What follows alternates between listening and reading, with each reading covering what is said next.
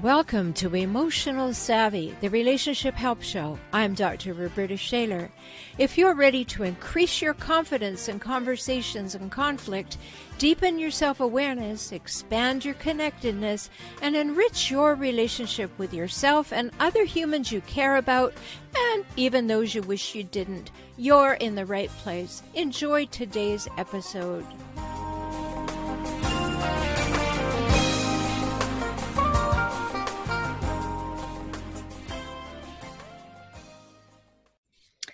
Hello and welcome to this episode. I'm excited because, and I know I always say I'm excited, but I'm excited because I have Rabbi Friedman with me again. And I know you enjoyed his first interview when we talked about his book, The Joy of Intimacy.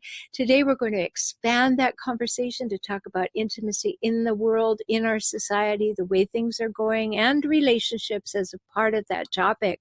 So let me remind you a little bit about Rabbi Friedman. He's a world-renowned author, counselor, lecturer, and philosopher, and he uses ancient and modern wisdom, ancient wisdom and modern wit at any rate, as he captivates audiences around the world and around the country. He hosts his own critically acclaimed cable television series, Torah Foreman with Manis Friedman. It's syndicated throughout North America. He's also written another book, which we're going to talk about today, which is Doesn't Anyone Blush Anymore? Now, that's a really big question because there's implications for our society for sure. So Rabbi Friedman has helped thousands with his deep understanding of the human spirit and simplified common sense tips for our daily lives. And that's basically what we're going to be interested in today is how can we use your wisdom in daily life? And so welcome to the program again. Thank you. Nice to be back. So let's talk for a minute. You've written this wonderful book, The Joy of Intimacy, and we have that as a gift for everyone. All they have to do is pay shipping today, and it's in the show notes, but I'll talk about it a little later. But, we're going to expand the conversation to discuss relationships in general and what's happening in our world today. So where do you think we are as a society in terms of our understanding of intimacy? Not in a good place. I think there's a crisis. Mm-hmm. Call it an intimacy crisis, because we know it's missing, but we don't know what to do about it. Ah, yes. Well, yeah, what do we know is missing? How would we determine that it's missing? What kind of feeling do we have? What indications do we have that this something is missing that you would call intimacy? I think the first telltale sign is loneliness. Mm-hmm. When people are married, they should never feel alone. No. You're married. You're connected at the hip. How can you feel alone?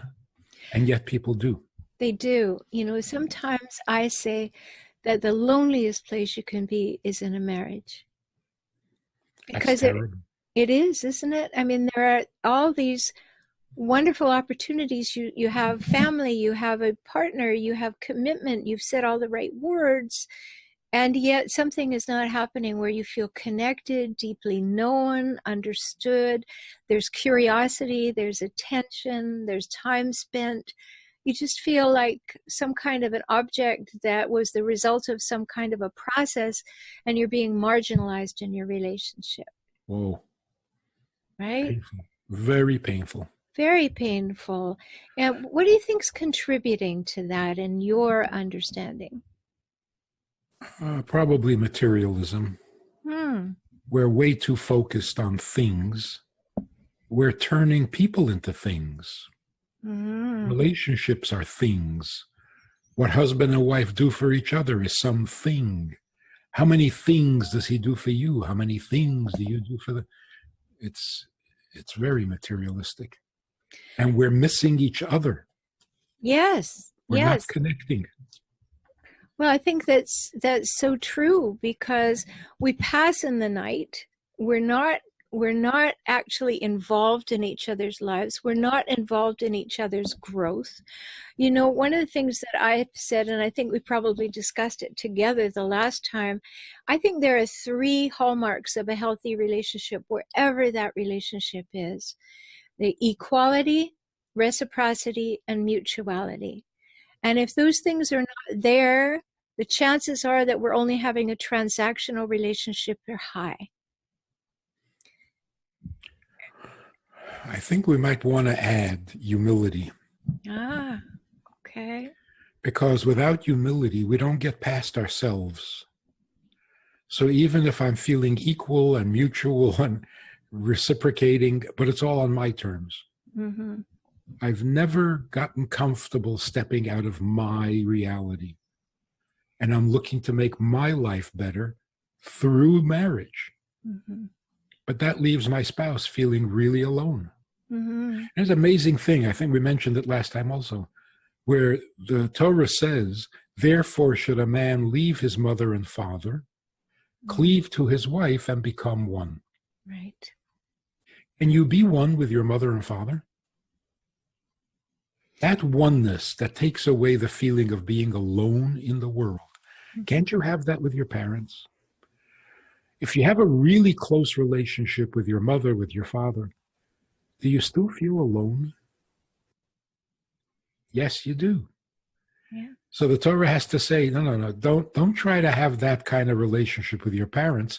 You got to leave your mother and father. And the only way to become one is to cleave to a spouse. And I think the reason simply is that with your parents, you are not number one. No. At best, you're number 3. Because they have each other. Well, hopefully that's true, because that bond that they have with each other is going to outlast our time in their home. Yes. And, you know, that's another thing we could talk about, because people who don't have that relationship and they don't build their relationship and their intimacy with each other end up with no children at home. And there they are looking at each other at the ends of the table saying, who are you? You know, because we've lost track of each other over the time. We've lost track of each other's growth. We've been involved in busyness, and, you know, it's no substitute. So let's just stay on track here that, yes, you have this opportunity to, as the Torah says, and, you know, certainly we read it in the Bible where it says exactly that. You have this one person that you have decided upon, that you've been called to be with, that you feel that you'd like to be committed to. And that's the person you've chosen. And hopefully they've chosen you. And hopefully both those people choosing have done it for the right reasons with the right intention. Now, you know that I spend a lot of my time dealing with people who are experiencing the effects of finding that they're with a person who has some personality issues. And that's always so disappointing, because you so believed that things were going to be wonderful, and they were painted to be wonderful, and they had all of that seemingly potential in their future, but then they find out that it's not there for them. And so let's talk about this from both sides, from being in a relationship where there is the potential for healthy growth, and being in a relationship where you find that there's no longer potential for healthy growth. What do you say when somebody's starting out, when somebody is at that place and you've given them the wisdom of, yes, cleave only unto your partner, and what else do you say to them that's going to help them understand creation of intimacy?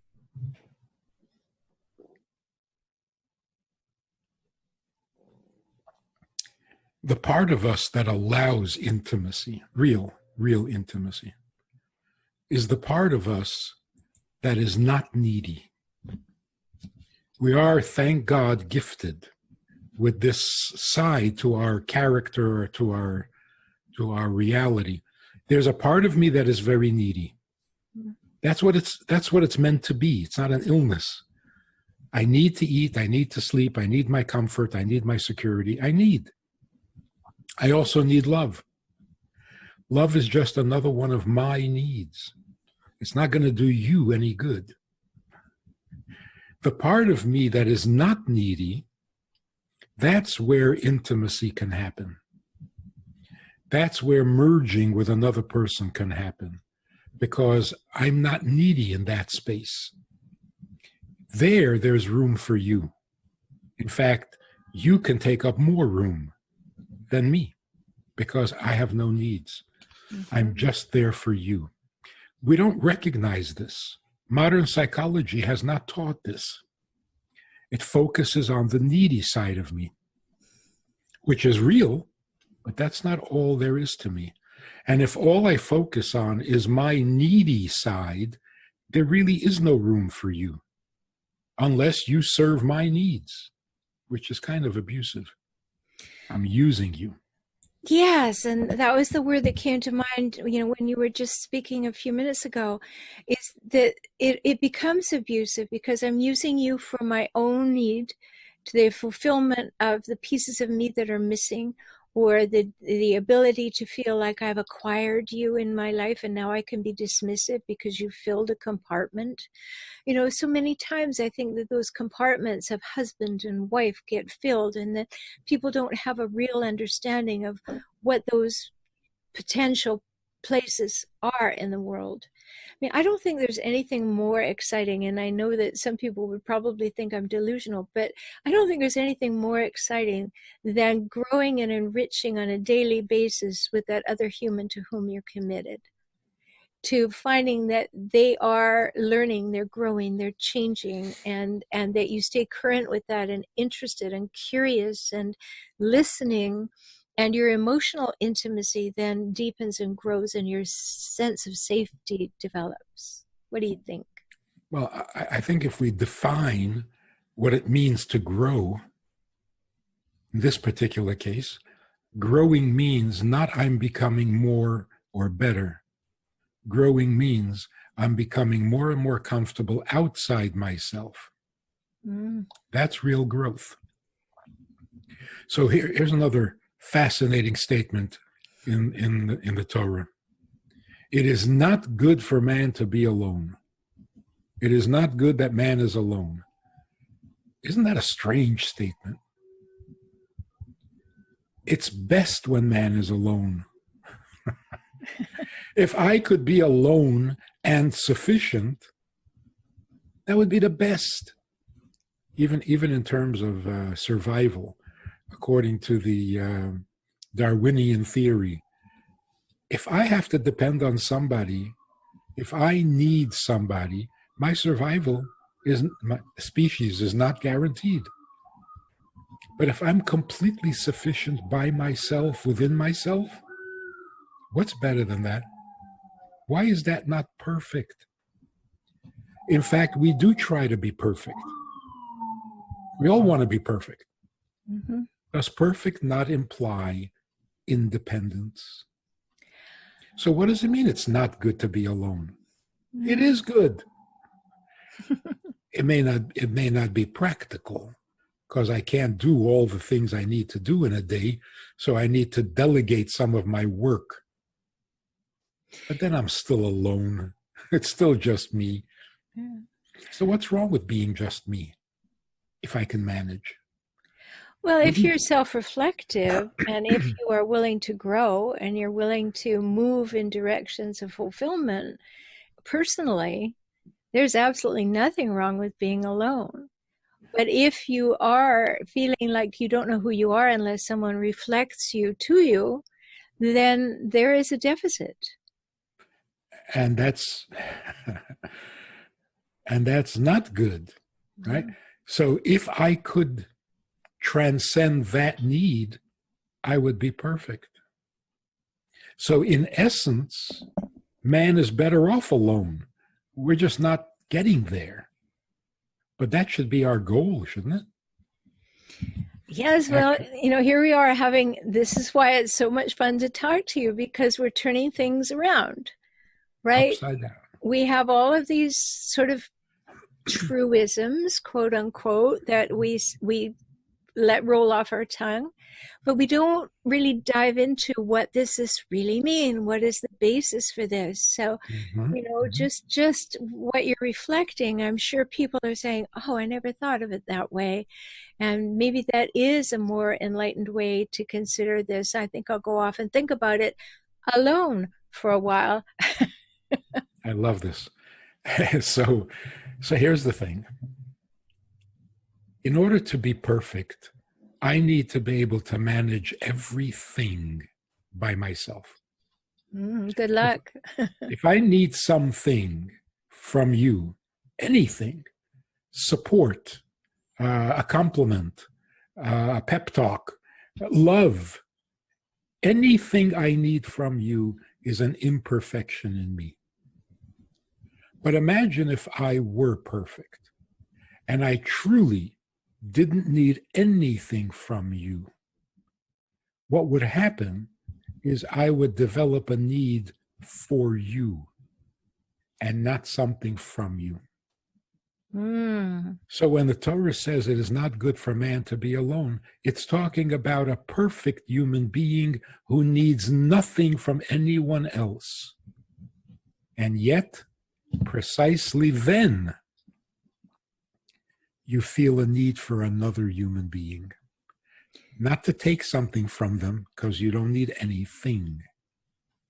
So the wording is precise. It's not good to be alone. Not it's not good to have laundry that you don't know what to do with.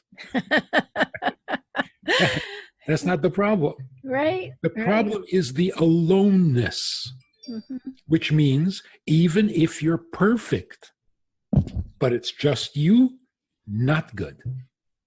Why is it not good? I don't know. I don't know. I'm not missing anything. Look how beautiful this is. I don't need anything from you. Nothing. But just being me is for some mysterious reason not enough. Perfect me, not enough. Because it's only me. So now I need you in my life. Not to take something from you, just to have you in my life. And for whatever reason, you're not in my life. What am I missing? This is really beautiful.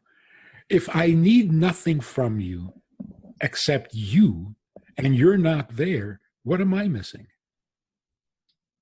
Only you. You're missing in my life. That doesn't make me imperfect. It makes me humble. Because why am I not enough? Why do I need another when I'm already perfect? That's the part of me that is not needy. The part of me that is not needy is the part that needs you, not uses you. Yes. Really needs just you because you are not me. Now, here's the key. If I love the fact that you are not me, then the differences between us are not going to be a problem. I love the fact that you're not me. You don't think like me. You don't feel like me. You don't agree with me.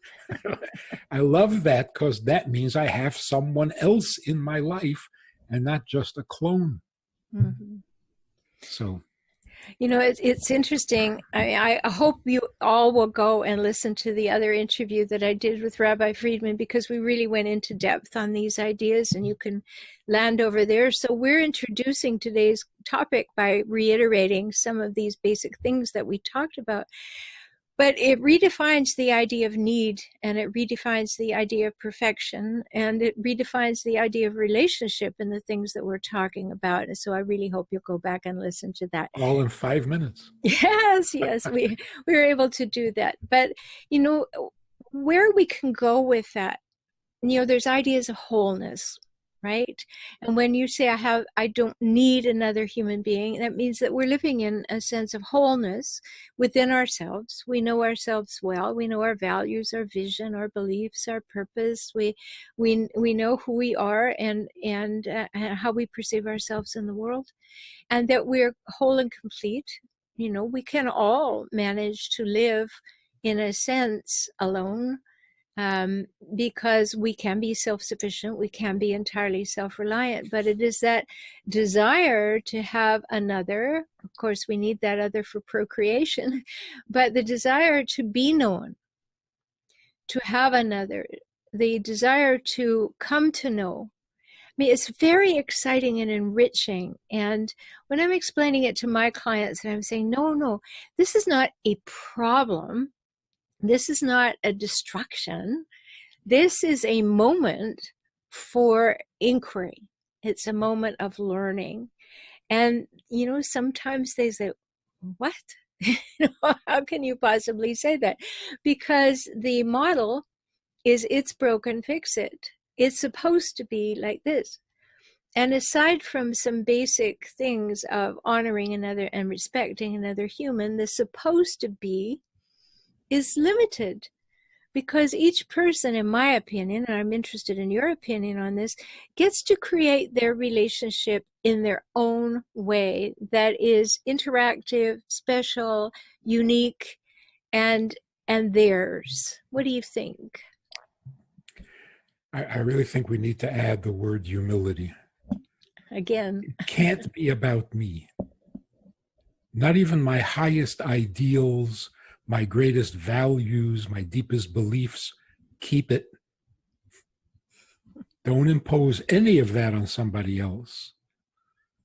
There's a necessary humility.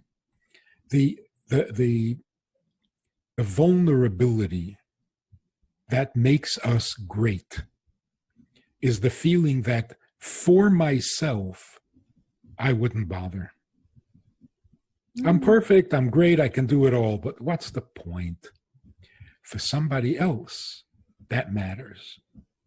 That vulnerability, I'm not enough. As good as I am, as great as I am, just me is for some strange reason not enough. That's our primary vulnerability. It's interesting. And that's what leaves room for other people in our lives. Yes. And, recently I've been looking at the universe and the construction of the universe. And one of the things that I find interesting is one of the basic components of the universe, quark-wise, are things called gluons, and they only come in pairs. Now, I find that fascinating because it speaks to exactly what we're talking about here. Cosmic monogamy. Yeah. It allows us, if we think about that the basic core unit is a pair, and that they're attracted to one another, and that they grow and continue on together. And it's a basic building block of our universe. And yet we have this idea, and it becomes more prevalent, it seems, as the younger generation develops in different ways, that you're here to please me, and that you should do things my way. And if you did that, if you understood that that was very important, you would do that, because if you love me, you would do that. And so we get into this very transactional situation that is what I call, in my book, Kaizen for Couples, I call it the hokey pokey relationship. You've got one foot in and one foot out, and that's what it's all about. So having an ability to commit becomes a whole other thing. Yeah. And commitment. Now, what about practicality? I want to just go back, before we discuss commitment, I want to go back to what you were just saying about practicality, because all these concepts that you're putting out, like, I'm all for it. I'm there. I understand. For other people, it may be new. So what does this look practically in a day-to-day life of a couple? One way of putting it is, there's the part of me that is needy, and I have many needs. And on top of my needs, I have weaknesses. And on top of my weaknesses, I have character faults. That's a big package, a big burden. Marriage and the humility and the respect that we have for our spouses dictates that I should never allow my need to burden you. I'll deal with my needs, and if you can help me with them, that's great. But I will never fix myself at your expense. And that can even mean something as simple as you have something really heavy weighing on you. You dump it on your spouse. You want them to feel miserable too? That's not acceptable. Do whatever it takes to handle the issue, to handle your problem. You have a mentor, you have a coach, you have a therapist, you have a rabbi or a minister. Find resources. Don't make your spouse's life heavier just because you have a heavy burden. So the first rule in marriage, like in medicine, is first, do no harm.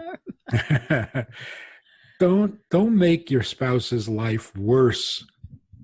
Your whole purpose is to make their life better. I can feel the collective sigh that just happened when every listener heard you say that, because that is almost a demand, in so many marriages, that you're supposed to make me happy. And when I say to clients, oh, no, happiness is your job. That's not what this person's here for. Well, why did I get married then? No, that's not why you got married. And if that is the reason you got married, that's one of the reasons you're sitting in front of me, because we have a problem here by definition. But I think that maxim, first do no harm, is so key. I love the way that you said that in relationship to relationship, because we do tend, it's not that we don't want to share our burdens occasionally. When someone says, how are you feeling or what's going on, we don't say, oh, never mind, I'll discuss it with my therapist, because that can detract from allowing you to know me, to know what I'm going through. But I understand completely what you're saying. Don't make it the other person's problem to fix or the other person's problem to carry. They can know about it, but they don't have the burden of repairing it or eradicating it. That's not appropriate. And I think people really, really would have a new thought about that if you really consider what's going on with that statement. Because what would it be like if we all lived from a place of first do no harm to our partner? Whoa. So it's kind of a double standard. You cannot say, make me happy. You can't demand that I make you happy. And yet, my entire purpose of being in the relationship is to make you happy. Mm-hmm. So I demand it of myself, but you can't demand it of me. It's pretty much like charity. You imagine a poor man knocks on your door and says, can I have my money? I say, I have your money? Yeah. The Bible says you have to feed the poor, so hand it over. I said, no, wait a minute. No, the Torah is saying I should give you my money. It never became yours until I give it to you. And if I decide not to give it to you, that's between me and God. You have no rights to my money. Mm-hmm. The same is true in a marriage. We have no rights to each other. You don't owe me anything. I owe you. And not because you deserved it. You don't have to earn it. When you behave like a real mensch, then I'll give you some respect. That's horrible. No, you are there for the express purpose of making the other, your spouse's life, lighter, more pleasurable, easier, more safe, more secure. That's what you're there for. But they can't demand it as if it's their right. It's your privilege, not their right. Beautiful. And that's why the feminists who say, why are you opening doors for me? I can open doors myself. What do you think I am? Nobody ever thought you were incapable of opening a door. No, But it used to be our privilege to open the door for you. And it still is. Yes. Don't take my privileges away. No, I love it. I have always my entire life thanked anyone who opened the door for me, male or female. That mark of I'd like to do this for you, is a pleasure. I mean, that's a moment in the day when you smile at someone because they held a door for you or they smiled at you or something. But, the door opening thing, I am a feminist and I love it when people open doors for me. I love it when people do things that demonstrate to me they care about me. Male, female, it doesn't matter. But we don't need to be locked into those things as meaning that anybody is weak or needy or anything. It is a gift you give. Right. And I think that's a very important point to make. I'm glad you brought it up. Yeah. And one way of thinking about it is when I open the door for myself, I don't get a good feeling. But when I open the door for you, it feels good. Yeah. Yeah. Yeah. It's like if I buy myself a sandwich, nothing special.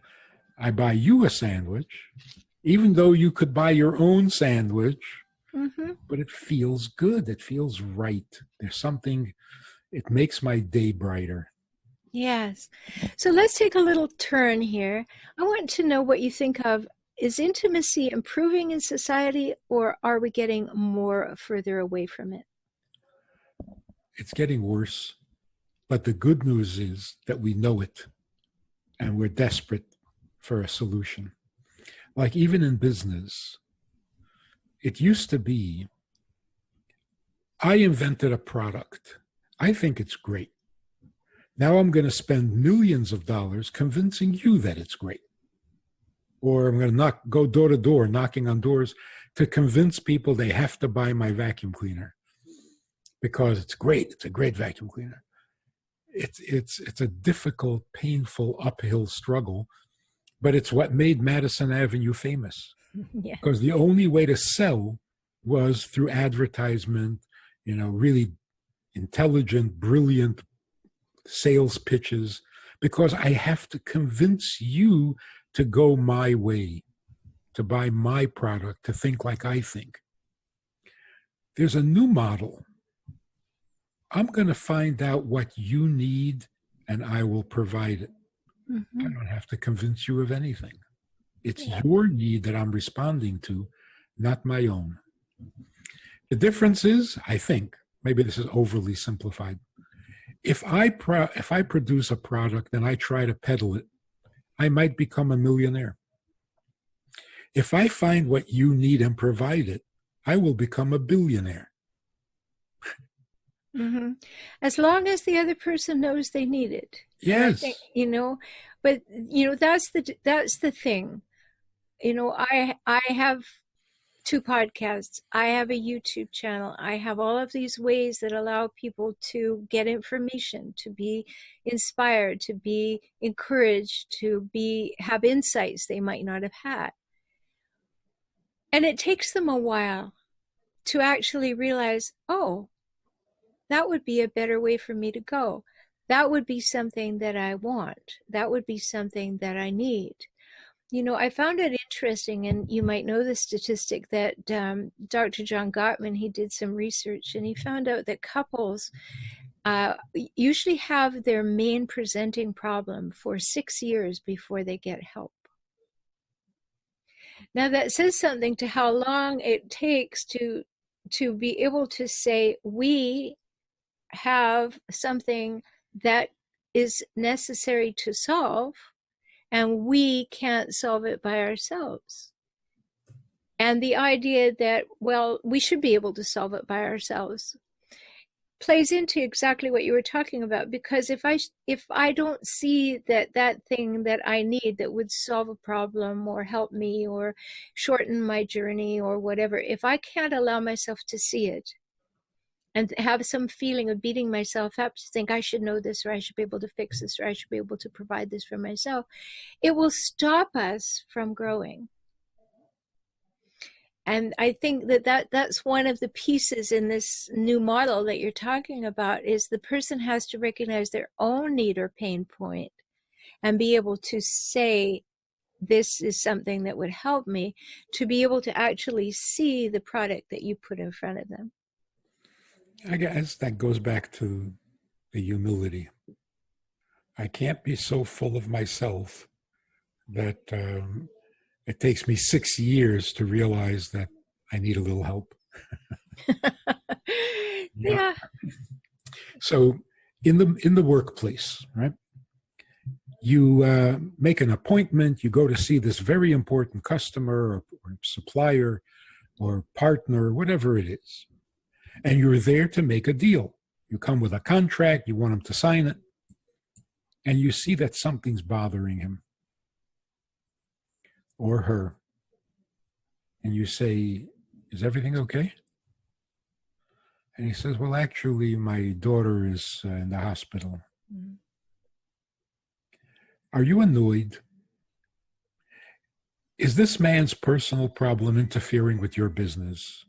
You made a long trip. You came here to sign a contract. You don't want to hear about his daughter. I roll. Or is it the opposite? Right. You think you came here to sign a deal? Turns out that's not the case. The reason you're here is to say something encouraging, offer some advice, help him with his problem. That's why you were brought together, not for the money. See, there's the difference between thinking materialism or thinking intimacy. Intimacy means person-to-person interaction, interdependence. If I can help you just get through the day when you have this problem, that is so much more significant than whether we signed the contract or not. Mm-hmm. I agree with that, and I'm sure you're not surprised that I agree with that. But, the spiritual teacher that has had the most impact on my life uses the word simply poor. And that has great meaning to me. And that's what I hear you talking about, is you're there and you have a gift to give. So you simply pour. You don't say, well, do you know how much time it took and how much trouble it took and how long I've been waiting for this appointment? I'm sorry you have a problem, but can we get on and talk about the reason for our meeting? Then it's all about you. But when you actually understand that, oh, this is a moment when I get to simply pour, when I can open up and have that mutuality, that we can be human together, that you can be vulnerable and I can hear that vulnerability and I can offer what I have. Those are the moments that create relationship, and relationships get sales down the road. So if you're still wanting to talk about your sale, you don't do it because I'm going to be nice to you now so that you'll buy from me later. It has to be coming from you doing it because of who you are. The core of your being is willing to do that. And because of what we believe. We were raised to believe that business is business, and the more ruthless you are, the more you'll succeed, and that's what you're supposed to do. It's a bad message. Oh, I agree. And it's not working. No. It's not making our lives livable. It's just making our pockets full. Well, 20 years ago, when I started internet marketing and everything, and I rushed around from place to place, how do you do this? What's the best way? How do you make it work? And I went to seminar after seminar, and strangely enough, after each one, I felt like I had to come home and have a shower. And it was that very thing, the very thing that happened, because it was, how do you get someone to do what you want them to do? Right? It's not an invitation. It's not a presentation. It's not my putting something in front of you. It's basically, how do I get you to do what I want you to do? And that doesn't express the values that I embrace, right? So you're right. I mean, if you have a spiritual belief system, you have a belief, a mythological belief system of, whatever it is you're living from and that you aspire to live from, if it fits with this philosophy that we're discussing today, be encouraged by this, because it is different.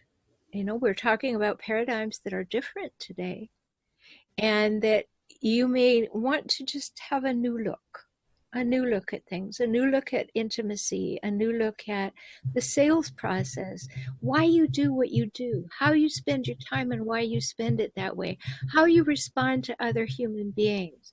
And is that in keeping and in alignment with who you want to be? These are really, really big issues. I think you and I could talk for months. It sounds like there are 3 steps so far in the business world. The first was, there are a limited number of dollars.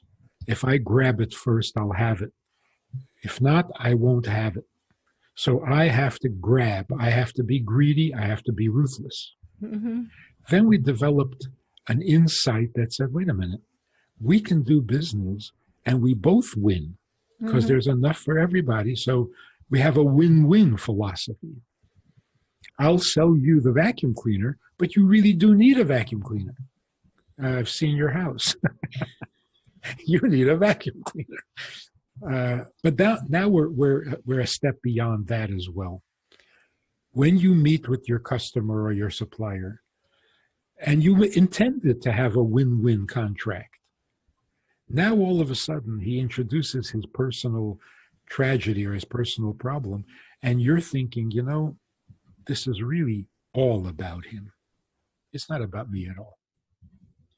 And it's only my privilege to be able to help him with his issue, and it's not about me at all.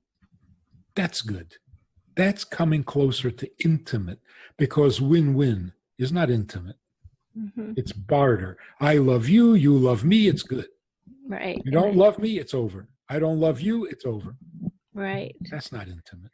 I can't help but putting this aside in here, Rabbi, because I've had a lot of spiritual teachers and a lot of journey, but my spiritual teacher he's long passed, but who I ascribe to, he was born in the Jewish faith, and he became a Christian mystic. and these are things that I think are deep in our learning, and that we're beginning to apply these to what's going on in the world to help people see a better paradigm. And I love this interaction because, well, of course it's aligned, but it's bringing a new message to people, a new possibility. And I hope everybody who's listening is, just take a deep breath and say, whoa, what if I embrace this? What if that's what I was about when I woke up in the morning? And what if it's not even mystical? It's not even spiritual. Yeah. It's just regular life. It's a choice. That's what life is about. Mm-hmm. You don't have to be a mystic, and don't get spiritual on me. No, you don't have to go there. That's right. It's just a choice. Don't make it exceptional. It's what every person should be doing because it's simply the right thing to do. Yeah, it's a choice. So thank you so much again. My guest today has been Rabbi Manis Friedman. You may have purchased a copy of The Joy of Intimacy when we last spoke. If you haven't, that book is now free, and all you have to do is pay shipping. So go to Rabbi Friedman, FRIEDMAN.com/gift. And it will be there for you. His gift to you is the book. All you have to do is get it to yourself. So I highly encourage you to do that. To also look at all the other things that he has, because you could tell this man is very thought out. And you might want to enjoy some more of his ways of viewing the world differently. And particularly when it comes to intimacy and what's going on in our world. So thank you so much for being with me today. Thank you for the privilege. As you can see, I love doing this. I know, and I love talking to you. I'm Dr. Roberta Shaler, the Relationship Help Doctor. You can find Rabbi Friedman at rabbifriedman.com. Remember, the I comes before the E. And you can find me at forrelationshiphelp.com. I hope you will come and join in my membership circles, optimized circles. Go to forrelationshiphelp.com/circles and join in where you're safely offline in a community of support. Thanks for being with us today. I hope that you listen. Tell your friends if you enjoyed this. Bring your friends to the podcast. It's available wherever you enjoy getting your podcasts. Take good care. Talk soon.